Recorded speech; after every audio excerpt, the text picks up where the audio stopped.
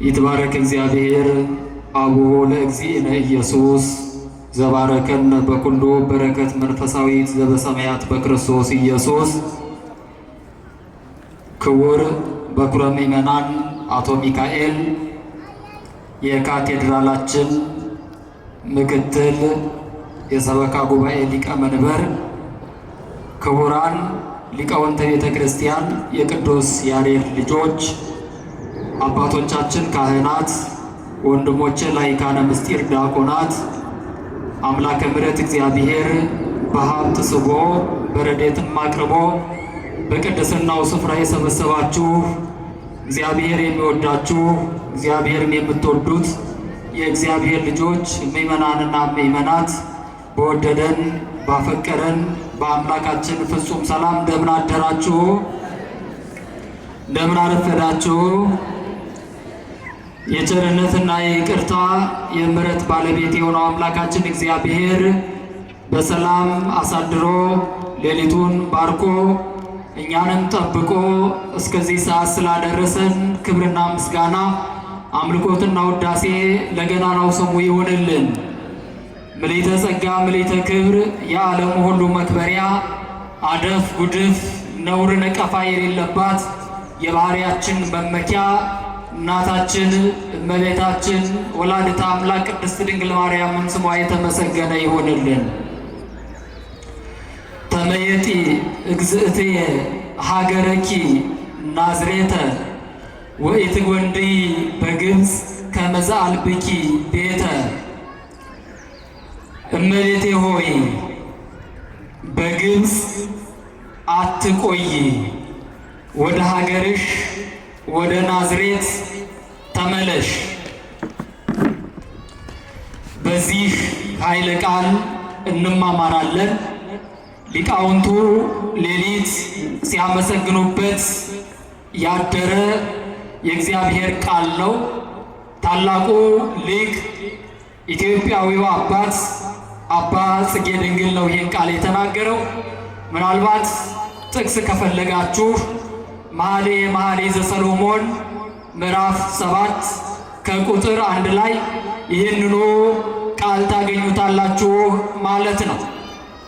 እንግዲህ እንደ ቅድስት ቤተ ክርስቲያናችን አስተምህሮ መሰረት ከመስከረም 26 ጀምሮ እስከ አሁን ድረስ የእናታችን የእመቤታችን የቅድስት ድንግል ማርያምን የስደቷን ዘመን የስደቷን ወቅት የሕፃኑ የጌታችን የአምላካችን የመድኃኒታችን የኢየሱስ ክርስቶስ ወደ ግብፅ መውረድና መሰደድ ስናስብ ቆይተናል። ለ40 ቀናት ያክል ይታሰባል ማለት ነው የእመቤታችን ስደት፣ የጌታ ወደ ግብፅ መውረድ። ከመስከረም 26 እስከ ጥቅምት 27 ያለው ወደ ግብፅ የመውረዳቸው፣ ከኢየሩሳሌም የመውጣታቸው፣ ከናዝሬት የመውጣታቸውን እናስባለን። ከጥቅምት 27 እስከ ኅዳር 5 ደግሞ ሚጠት በማለት ይታወቃል። የመመለሳቸውን ወደ ኢየሩሳሌም የመግባታቸውን የምናስብበት ወቅት ነውና ትምህርታችንም ይህንን የተመለከተ ይሆናል። አምላካችን እግዚአብሔር ሁላችንም ከህሊና ስደት ይመልሰን። እመቤቴ ሆይ ወደ ሀገርሽ ወደ ናዝሬት ተመለሽ፣ በግብፅ መቆየት ይበቃሻል በማለት ሊቁ ታላቁ ጻድቅ ታላቁ አባት አባ ጽጌ ድንግል የእመቤታችንን መመለስ የእመቤታችንን ወደ ኢየሩሳሌም መግባት ያዘክራል። እንግዲህ ስደት ክፉ ነው። ስደት መልካም አይደለም። ክርስቲያኖች እመቤታችን ቅድስት ድንግል ማርያም ከሀገሯ ከናዝሬት ከቤተልሔም ከኢየሩሳሌም ወደ ግብፅ ተሰዳለች። ስትሰደድ ጌታ ጌታችን አምላካችን መድኃኒታችን ኢየሱስ ክርስቶስ ልጇን አዝላ ነው። ጌታ ወደ ግብፅ ለምን ተሰደደ? እመቤታችንስ እርሱን ይዛ ወደ ግብፅ ለምን ሄደች? የሚል ጥያቄ ልቡናችሁ ከጠየቀ ለካሳ ነው። እመቤታችን ቅድስት ድንግል ማርያም ዳግሚት ሔዋን ናት። ሁለተኛዋ ሔዋን ናት። የመጀመሪያይቱ ሔዋን እናታችን ዕፀ በለስን በመብላት ከገነት ወደዚህ ምድር አምጥታናለች፣ ተሰዳለች። ትእዛዘ እግዚአብሔርን በመተላለፍ የእግዚአብሔርን ቃል ባለማክበር ሕጉን በመተላለፍ ሔዋን ወደዚህ ምድር መጥታለች። ወደዚህ ምድር ብትመጣ አዳም ከገነት ቢወጣ መከራ አልተቀበለም። እርሱ ያጠፋውን ጥፋት፣ እርሱ የበደለውን በደል፣ ሔዋን የበደለችውን በደል፣ ሔዋን የተላለፈችውን መተላለፍ ዳግሚት ሔዋን የተባለችው እመቤታችን ቅድስት ድንግል ማርያም መክፈል ስላለባት ዳግማይ አዳም የተባለ ወልድ ኢየሱስ ክርስቶስ የቀደመውን የአዳምን ካሳ መፈጸም ስላለበት አዳም መሰደድ ነበረበት፣ ሔዋን መሰደድ ነበረባት። ሔዋን መከራ መቀበል ነበረባት፣ አዳም መከራ መቀበል ነበረበት። ነገር ግን የአዳም መከራ መቀበል፣ የሔዋን መሰደድ፣ የሔዋን ወደዚህ ምድር መምጣት ካሳ ሁኖ የሚገባ ካሳ ሁኖ ለበደሉት በደል ላጠፉት ጥፋት ተቻቻይ ስላልነበረ ጌታ ተሰደደ። እመቤታችን ቅድስት ድንግል ማርያም ተሰደደ። ስለዚህ ለካሳ ጌታ ግብፅ ወርዷል። እመቤታችን ቅድስት ድንግል ማርያም ዳግሚት ሔዋን ሆና ወደ ግብፅ ተሰዳል። እንግዲህ ወደ ግብፅ ስትሰደድ ስደቱ እንዲያው አልነበረም። በመሰረቱ ስደት ለማንኛውም ሰው ለማንኛውም አካል መልካም አይደለም። ስደት ከባድ ነው። ከሀገር መውጣት፣ ከዘመድ መለየት፣ ከከተማ መውጣት፣ ከሚያውቁት ሀገር ከለመዱበት፣ ካደጉበት፣ ከኖሩበት ወጥቶ መሰደድ፣ ወደ ባዕድ ሀገር ወደማያውቁት ቦታ መሄድ እጅግ የከፋ ነው። ስለሆነ እመቤታችን ቅድስት ድንግል ማርያም ወደ ግብፅ ተሰደደች ስንል፣ ጌታ ወደ ግብፅ ወረደ ስንል ስደታቸው ክፉ ነበር፣ አስጨናቂ ነበር። እንዳውም አባቶቻችን ሊቃውንት እመቤታችን ቅድስት ድንግል ማርያም ወደ ግብፅ በተሰደደች ጊዜ 5 ጸዋትወ መከራ አግኝቷታል፣ 5 ጊዜ አልቅሳለች ይላሉ። ስንት ጊዜ አልቅሳለች? ክርስቲያኖች ስንት ጊዜ አልቅሳለች? 5 ጊዜ አልቅሳለች። በእርግጥ የእመቤታችን የቅድስት ድንግል ማርያም ሕይወት ወደ ግብፅ ስትሰደድ ብቻ አይደለም መከራ ያገኛል። ገና በጽንሷ ጀምሮ ስትጸነስ በእናቷ ማኅፀን ሳለች እናቷ ሐና አጎቷ ሙቶ ወደ ለቅሶ ሄዳ እያለቀሰች እያለ የሔዋን ጥላዋ በአስከሬኑ ላይ ያርፍበታል። በአስከሬኑ ላይ ሲያርፍበት ወዲያው ከሞተበት ካንቀላፋበት አፈፍ ብሎ ይነሳና ሰላም ለኪ ኦ ሐና እማ ለፀሐየ ጽድቅ ወላዲቱ ወእምሕይወቱ ለዘገብረ ሰማየ ወምድረ። ሰማይ ምድርን ለፈጠረ አምላክ እናቱ ለሆነች እናቷ የሆንሽ ሐና ሰላም ላንቺ ይገባሻል። ከሦስቱ አካላት አንዱ የሆነው ቅድመ ዓለም ከአብ የተወለደው ለእርሱ ለጌታ አያቱ የሆንሽ ሐና ሰላምታ ላንቺ ይገባሻል ብሎ ይህን ምስክርነት መሰከረ። ሐና የጸነሰቻት ሰማይ ምድር የማይወስነውን አምላክ፣ ሰማይ ምድር የማይወስኑትን ጌታ የምትወልድ እንደሆነች መሰከረ። ሐና ደግሞ ለጌታ አያቱ እንደሆነች ተናገረ። በዚህ ጊዜ አይሁድ ለምቀኝነት አያርፉምና ከነዚህ ከነሐናና ከኢያቄም የተወለዱ ዳዊትና ሰሎሞን 40 ዘመን እንደ ሰም አቅልጠው እንደ ገል ቀጥቅጠው ገዙ። አሁን ደግሞ ከዚች የሚወለደው እንደምን ያለ ይሆን? ስለሆነ ሳይቃጠል በቅጠል እንዲሉ ከመጀመሪያው ካሁኑ ሳይወለድ ይህንን ጽንስ ማጨናገፍ አለብን፣ ማጥፋት አለብን ብለው በሐናና በኢያቄም ላይ በጠላትነት አይሁድ ተነሳሱባቸው። በዚህ የተነሳ መልአኩ ቅዱስ ገብርኤል ይመጣና ለኢያቄም ምን ይለዋል? ወደ አድባረ ሊባኖስ ይዘሃት ሂድ ብሎት እመቤታችን ቅድስት ድንግል ማርያም ገና በጽንሷ በእናቷ ማኅፀን ሳለች ተሰደደች። አድባረ ሊባኖስ ተወለደች። ተወልዳ በ3 ዓመቷ ወደ ቤተ መቅደስ ገባች። 12 ዓመት በቤተ መቅደስ ኖረች። አሁንም እነዚያ በማኅፀን ሳለች ያሳደዷት ከሀገር ያስወጧት አይሁድ ከቤተ መቅደስ መውጣት አለባት ብለው ከቤተ መቅደስ አስወጧት። ተመልከቱ ክርስቲያኖች፣ በማኅፀን የጀመረ ስደት እንደገና ደግሞ ከቤተ መቅደስም አለቀቃት፣ ከቤተ መቅደስ አስወጧት። አይሁድ እንደዚያ ናቸው፣ ከቤተ መቅደስ የሚያስወጡ፣ ከእግዚአብሔር ቤት የሚያስወጡ፣ ከመልካም ነገር የሚያስወጡ፣ ሕግ እንጠብቃለን የሚሉ ግን ሕግን የማይጠብቁ ክፉዎች ናቸውና እመቤታችን ቅድስት ድንግል ማርያም ከቤተ መቅደስ እንደገና ደግሞ አሳደዱ።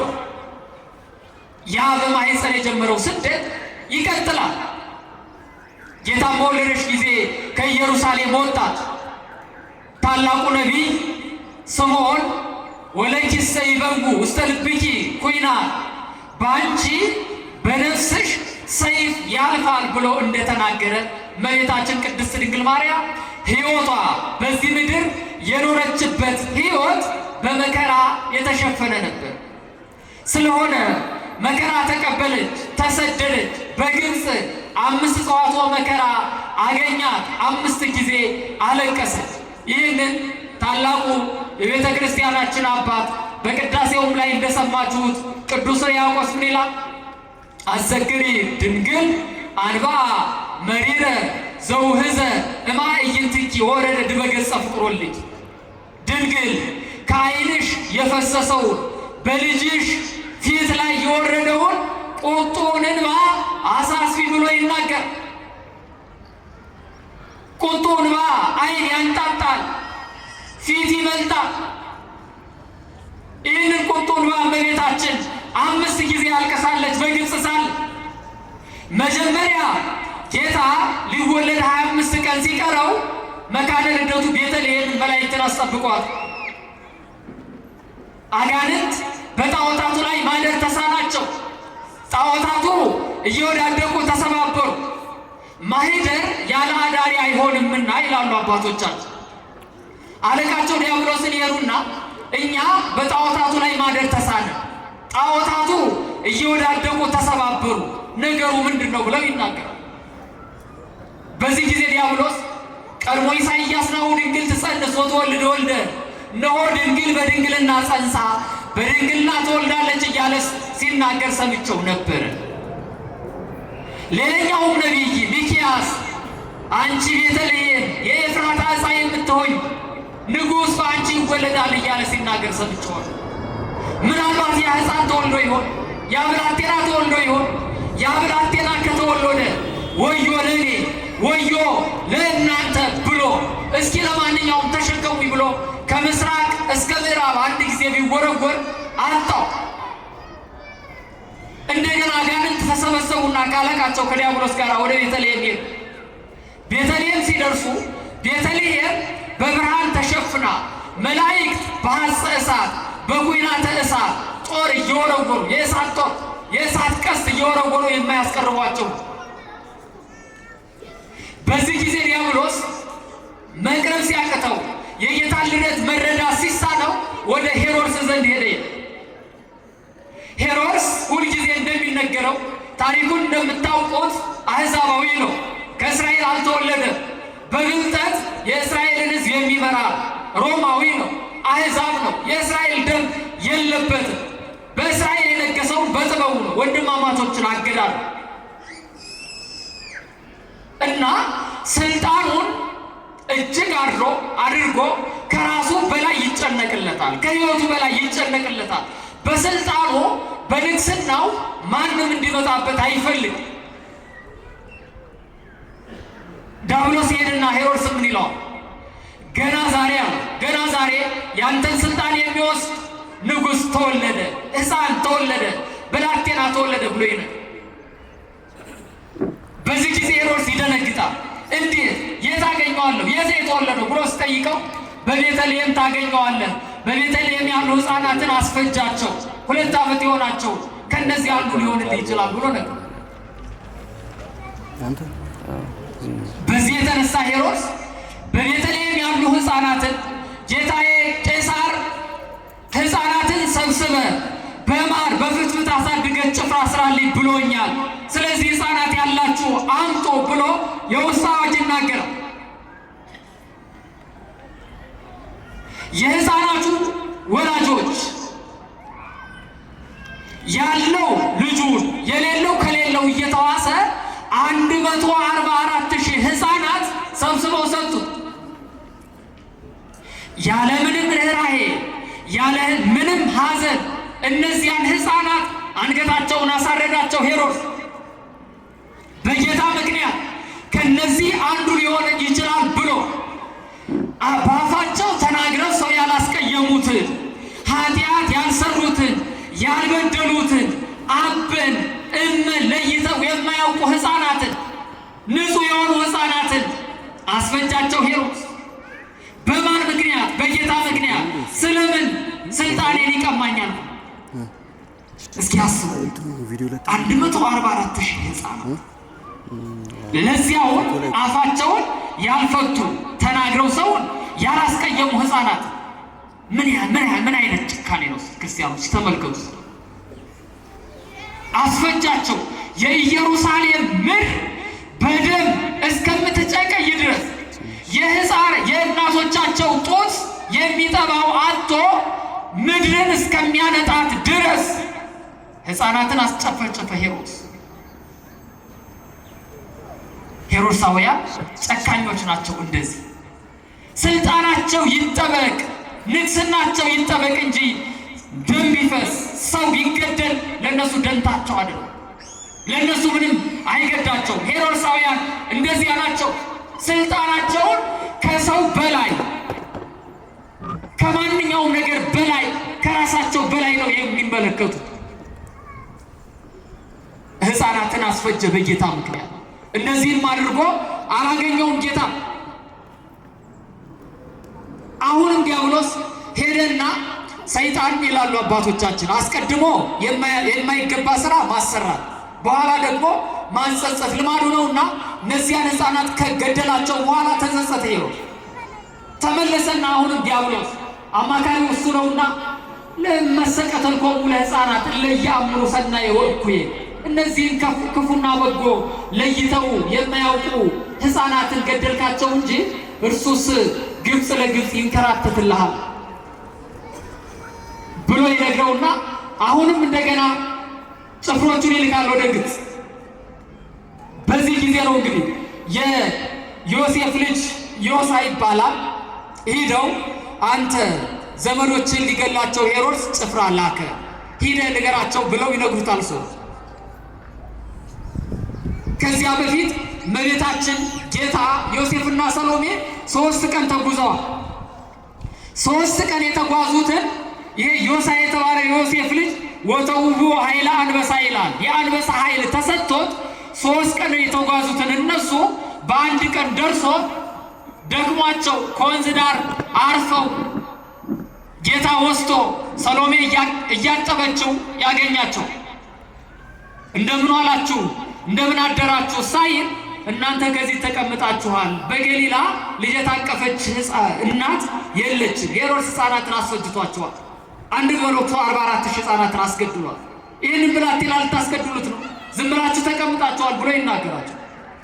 በዚህ ጊዜ እመቤታችን ቅድስት ድንግል ማርያም ልጄ እንደዚህ እንስሳት አራዊት የማይቀበሉትን መከራ የተቀበልኩት ላድን ነው እንጂ ላላድን ነው ብላ ዓይኑን ከዓይኑ አፉን ከአፏ አድርጋ በልብሷ ሸፍና ቁጡ እንባ አለቀሰች፣ አነባች። መከራ የምቀበለው አድንሃለሁ ብዬ ነበር፣ አስጥልሃለሁ ብዬ ነበር፣ ላላድን ነው እንደዚህ መከራ የተቀበልኩት ብላ አለቀሰች። ይሄ የመጀመሪያው የእመቤታችን የቅድስት ድንግል ማርያም ቁጡ እንባ፣ መራራ እንባ የሚባለው ልቅሶ ነው። አለቀሰች። በዚህ ጊዜ ጌታ ምን አለ? ዮሳ እሱይ ምጽአትከ አመጣጥ ዋጋ የሚያሰጥ ነበረ። ነገር ግን እናቴን ስላስደነገጥካት ያችን ደንጊያ ተንተርሳት ተኛ ብሎ ነፍሱ ከስጋው ተለይታ አባቱ ዮሴፍ ቀብሮት ሄዷል። ለምን? መልካም ንግግር ስላልተናገረ። አይናገር ግን እንደው መቼም ሐዘን ሲነገር መርዶ ሲረዳ ያው መቼም ታውቁታላችሁ። እንደው ዳርዳሩን ተሄዶ አዋስቶ አረጋግቶ እንደው ከዚያ በኋላ ነው የሚነገር። የሐዘን የሁሉ መቼም ስርዓት አለው አይደለም? እና ዮሳ ይህንን አላደረገ። እንደደረሰ እንደመጣ ደክሟቸዋል። አስቡ፣ 3 ቀን ተጉዘዋል። መንገዱ እጅግ ፈታኝ ነው፣ አስቸጋሪ ነው፣ በረሃ ነው። ዝናብ የማይጥልበት የሲናይ በረሃ፣ በዚያ ነው የተጓዙ።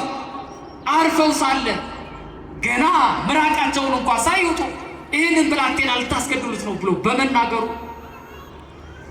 በመጨረሻ ዘመን ዋጋህን እስከምሰጥ ድረስ ያችን ደንጊያ ተንተርሳ ተኛ አለው።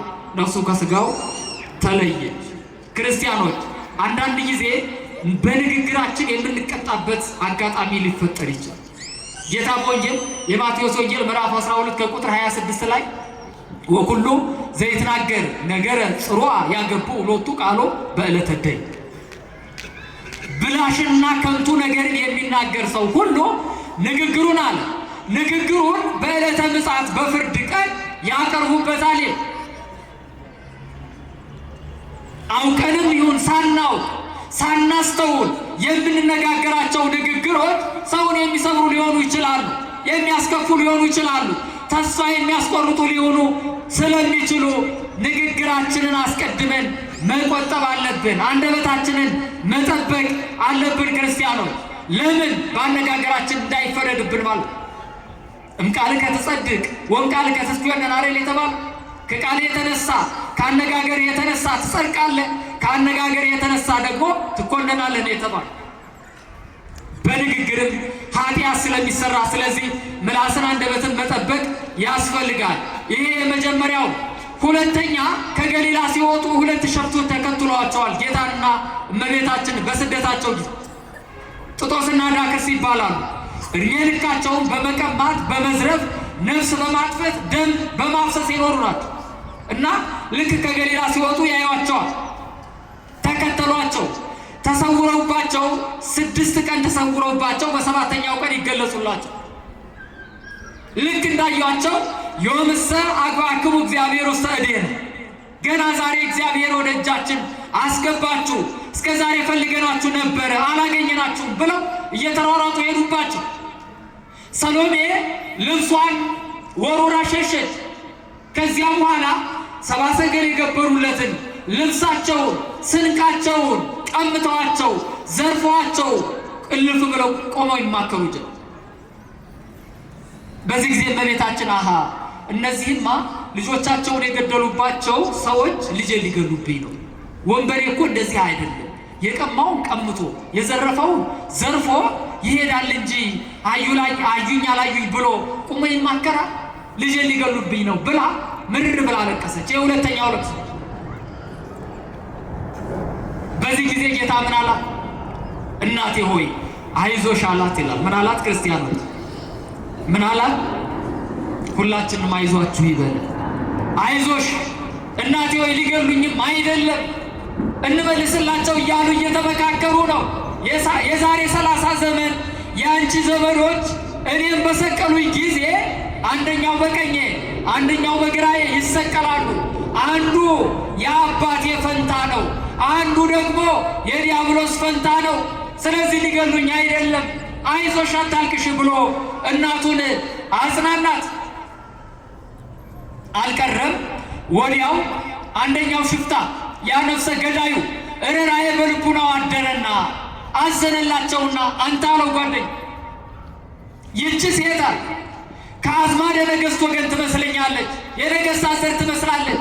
ይህም ብላቴና ከደቂቀ ነቢያት ይመስላል። እንመልስላቸው ብሎ ሲናገር አንደኛው ምን አለ? እንዴት ቀድሞም እኮ ይሄን ውልብድዳውን ያስተማርከኝ አንተ ነህ፣ መቀማቱን ያስተማርከኝ አንተ ነህ። እንደዚህ ያለውን ርኅራኄ ከየት አገኘው? በዚያውስ ላይ በማን ተራ እንደዚህ ትላለህ? ለምን የሚቀሙ በተራ ስለሆነ? አይ ከገሊላ ጀምሮ እስከዚህ የቀማ ነው አንተን ይምሰል፣ ይሄ ደግሞ እኔን ይምሰለኝ፣ ስለዚህ እንመልስላቸው ብሎ መለሰላቸው። አስተውሉ ክርስቲያኖች፣ እግዚአብሔር ርኅራኄውን በሰዎች ላይ ሲያሳድር ነፍሰ ገዳዮች፣ ጨካኞች፣ አሳዳዶች፣ ገዳዮች ርኅሩሃን ይሆናሉ። እግዚአብሔር ሰዎችን ሊምራቸው ይቅር ሊላቸው ሲፈልግ ጨካኝ የሆነ ማንነታቸውን ርኅራኄ ያሳድርበታል። ገዳዮች እንዲሞቱ ያደርጋቸዋል። ቀማኞች ለጋሾች ያደርጋቸዋል። ለምን? እግዚአብሔር ሊምራቸው ሲፈልግ፣ ይቅር ሊላቸው ሲፈልግ፣ መንግሥቱን ሊያወርሳቸው ሲፈልግ እግዚአብሔር ጨካኙን ያራራዋልና ይህንን ጨካኝ የሆነው ደም አፍሳሽ የሆነው ወንበዴ አራራው፣ መለሱላቸው።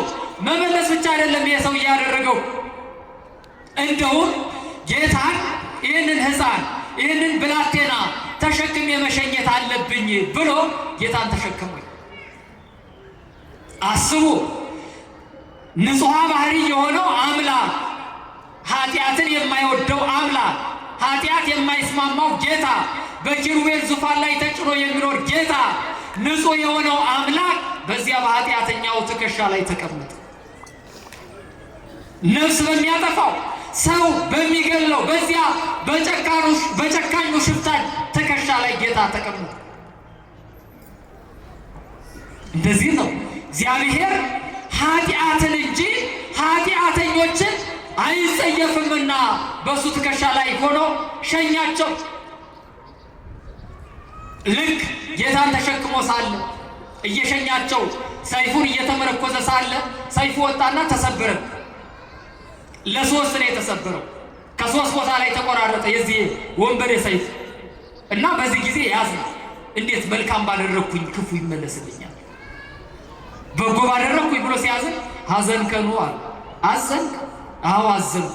አስተጋብ ስባረ ሰይፍከ፣ የሰይፍህን ስብባሪ አምጣው ብሎ እንደቀደመው አድርጎ ሰይፉን ሰጥ።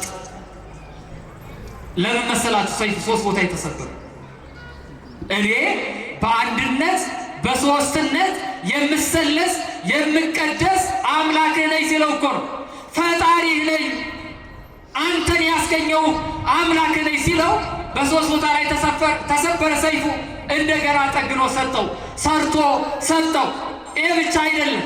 ጌታ ይወዛና የጌታ ወዝ በሽፍታው ልብስ ላይ ያርፍ። ልክ በልብሱ ላይ እንዳረፈ ልብሱ በጥሩ መዓዛ ይሞል። ያንን ልብሱን አውጥቶ ሲያጥበው እንደገና መዓዛው እየጨመረ ይሄዳል። ያንን መዓዛ ያለውን ልብስ ለ300 ወቄት ወርቅ ሽጦት በዚያው ተጠቀመ ይላል። ይሄ ከዚያ በኋላ አንተ ትቀድሞ ለአዳም በዊአ ውስጥ ተገኘ፣ አንተ ቀድሞው አዳም ገነት ትገባለህ። ይሄ ቃል የሉቃስ ወንጌል ምዕራፍ 23 ላይ ተጽፏል። ጌታ በተሰቀለ ጊዜ አልቀረም፣ ሁለቱ ተሰቀሉ፣ አንዱ በቀኝ አንዱ በግራ። አንዱ የዲያብሎስ እድል ፈንታ ሆነ፣ አንደኛው ደግሞ ወደ ገነት ገባ። አዳምን ቀድሞት ገነት ገባ እና ጌታ በዚያ ሰዓትም ይህን ቃል ነግሮታል። አንተ ትቀድሞ ለአዳም በዊአ ውስጥ ተገኘ፣ አንተ አዳምን ቀድመው ገነት ትገባለህ ብሎ ይህንን ቃል ነገረው። ተመልሶ ወደ ሽፍታው ወደ ጓደኛው ይህ ብላቴና ከደቂቀ ነቢያት ወገን ነው አላልኩም? አዳምን ቀድመው ገነት ትገባለህ አለኝ ብሎ ነገረው።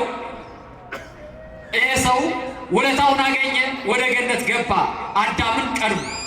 ይሄ ሁለተኛው ሐዘን ነው። እግዚአብሔር ፈቃዱ ሲሆን የማዳን ፍላጎት ሲኖረው ኃጢአተኞችን በሚያስገርምና በሚያስደንቅ መጥራት መምረጥ መንግስቱን ያወርሳቸዋልና ይህንን ሽፍታ ወደ መንግስቱ አገባው።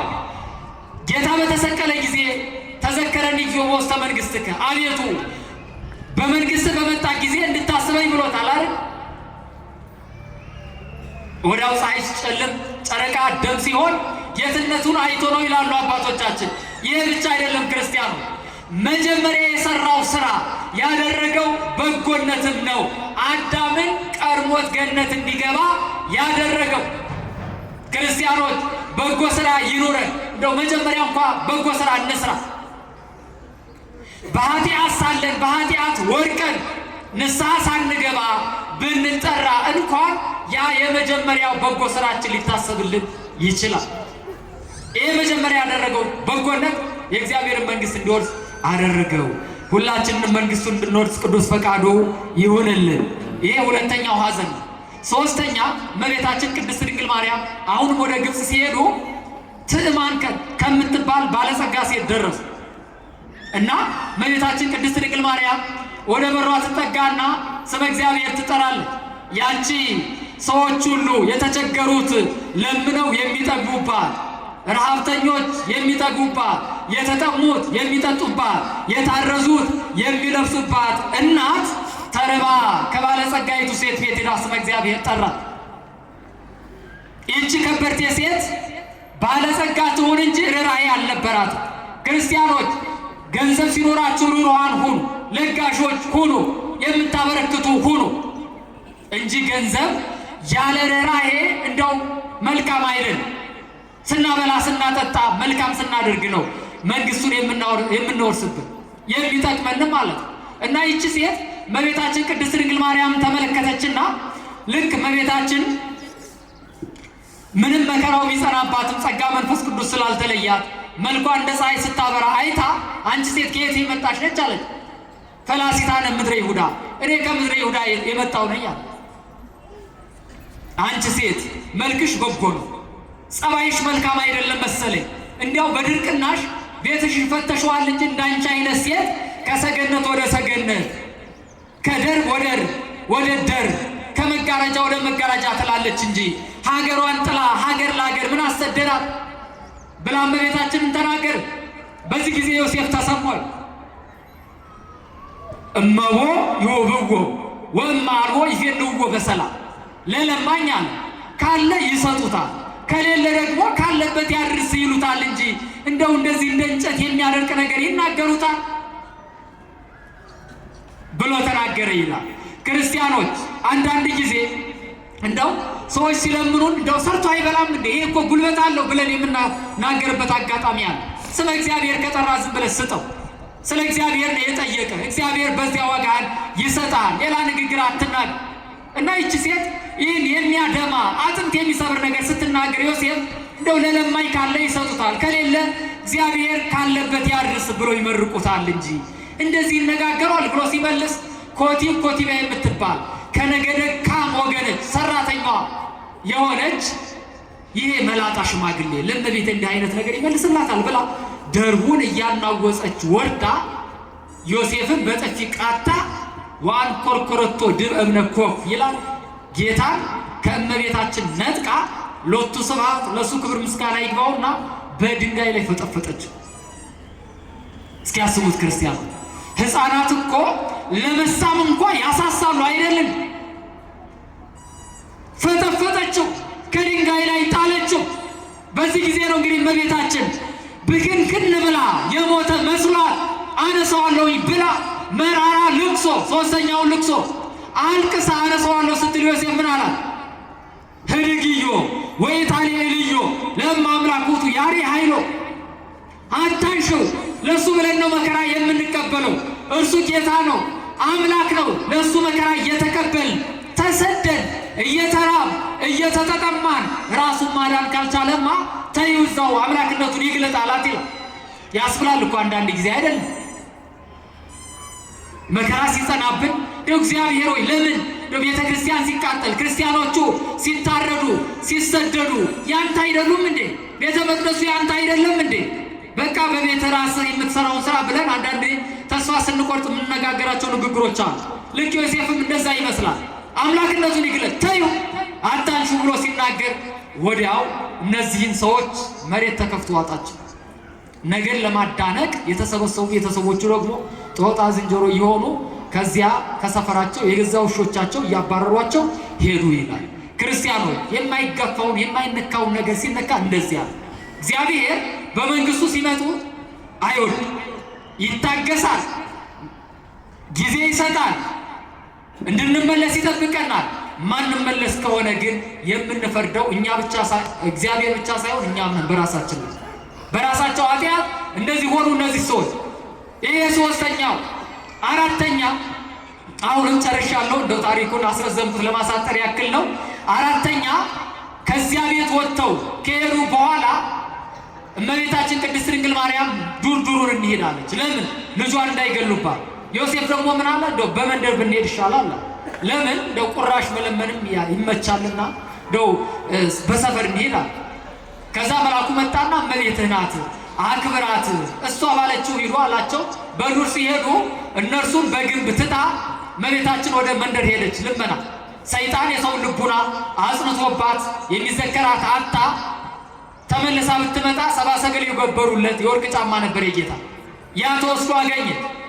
ከዚያ በኋላ እመቤታችን ከዚያ ብሄድ ቁራሽ ማታ ከዚህ ብመጣ ደግሞ ይህ መጥፋት ብላ ምርር ብላ አለቀሰች። ውሃ ጠምቷ ስለነበር በዚህ ጊዜ ነው ጌታ ሰሚኦ ሕፃን ለእሙ ገአራ የእናቱን ጩኸት ሰምቶ ባረከ ኮኳ ዋንቃ ማየንታይ ተግራ ድንጋዩን ባርኮ ከእግሯ ስር ዋና ፈለቀላ ወእምኔሁ ለጥማት እስተይ አመራ ለጥማቷ ከዚያ ትጠጣ ዘንድ አመለከታት። ከመ ኢይስተይዋ ሰብአ ሀገር ለኢቲማ ያብረራ የዚያ አካባቢ ህዝቦች ተለምነው ስላልሰጡ ስላልመጸወቱ ጨካኞች ስለሆኑ ያቺ ውሃ ለእነርሱ መራራ ሆነ።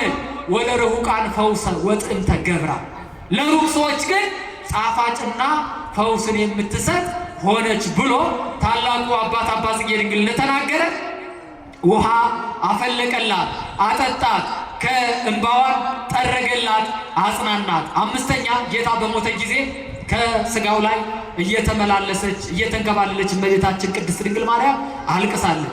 5 ጽዋቶ መከራ፣ 5 ሐዘናት፣ 5 ልቅሶ የእመቤታችን የተባሉ እነዚህ ናቸው። ክርስቲያኖች እንግዲህ እመቤታችን ቅድስት ድንግል ማርያም ያለቀሰችው ልቅሶ የተሰደደችው ስደት ለካሳ ነው። ያንን በመመልከት ነው። ተመየጢ እግዚእቴ ሀገርኪ ናዝሬት፣ እመቤቴ ወደ ሀገርሽ ተመለሽ። ወኢትጐንድዪ በግብፅ ከመ ዘአልብኪ ቤተ፣ ቤት እንደሌለሽ በግብፅ አትዘጊ። ለወልድኪ ዘይሐስሶ ይእዜሰ ሞተ፣ ልጅሽን ሊገለው የሚሻው ዛሬ ሙቷል። በከመ ነገሮ መልአክ ለዮሴፍ ብስራተ፣ መልአክ ለዮሴፍ ብስራትን ሞተ ብሎ እንደነገረው ወደ ሀገርሽ ተመለሽ ብሎ የተናገረው ማለት ነውና ሁላችንም ከስደት ይመልሰን። የእናታችን የእመቤታችን የቅድስት ድንግል ማርያም አማላጅነት ፍቅሯ በሁላችን ላይ ይደርብን። ያስተማረን የገሰጸን የአባቶቻችን አምላክ ክብርና ምስጋና ለእርሱ ይሁን። ይቆየን።